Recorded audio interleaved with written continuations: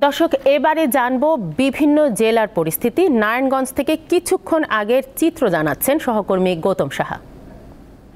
৯ দফা দাবিতে নারায়ণগঞ্জে ছাত্ররা এখানে অবস্থান করছেন। প্রায় 2 ঘন্টা অতিক্রম করতে চলেছে। এখানে চাষারার যে বিজয়স্তম্ভ, চাষারা শহীদ স্থানে তারা কিন্তু অবস্থান করছেন।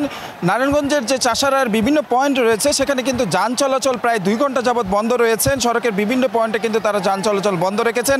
আমরা যে বিষয়টি দেখেছি, বেলা 11:30টার দিকে ছাত্ররা বিভিন্ন প্রান্ত থেকে, স্কুল কলেজের ছাত্ররা এখানে জড়ো হন এবং জড়ো হতে হতে তারা কিন্তু খণ্ড খণ্ড মিছিল নিয়ে এখানে কয়েক হাজার শিক্ষার্থী এখানে কিন্তু অবস্থান নেন।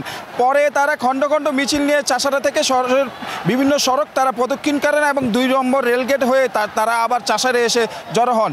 এখানে যে বিষয়টি আমরা লক্ষ্য করেছি, কোথাও কোনো পুলিশের অবস্থান আমরা লক্ষ্য করিনি। তারা কিন্তু শান্তিপূর্ণভাবে এখানে স্লোগান দিচ্ছেন বিভিন্ন দাবি দাবা নিয়ে এবং বিভিন্ন প্রতিবাদী লিখনই তারা কিন্তু দেওয়ালে লিখছেন এবং তারা কিন্তু স্লোগান দিয়ে যাচ্ছেন। এখন পর্যন্ত নারায়ণগঞ্জে তারা অবস্থান করছেন চাষারার বিভিন্ন পয়েন্টে এবং তারা কিন্তু বিভিন্ন দাবিতে তারা স্লোগান দিচ্ছেন এবং তাদের সাথে কথা বলে যে বিষয়টি জানতে পেরেছি, তারা কিন্তু জানিয়েছেন তাদের যে দাবি রয়েছে সেই দাবি যে পর্যন্ত মানা না হবে সেই পর্যন্ত তারা কিন্তু এই আন্দোলন চালিয়ে যাবেন।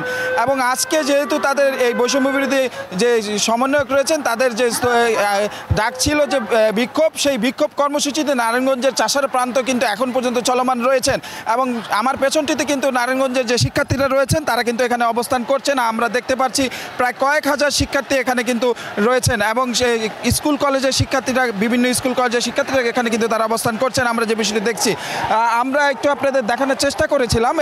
এইখানে তারা বিভিন্ন স্লোগান দিচ্ছেন এবং এখন পর্যন্ত নারায়ণগঞ্জে শিক্ষার্থীরা বৃষ্টি উপেক্ষা করে কিন্তু অবস্থান করছেন এবং তাদের দাবিতে বিভিন্ন স্লোগান দিচ্ছেন। এই ছিল আসলে আমার কাছে এখন পর্যন্ত নারায়ণগঞ্জের সর্বশেষ।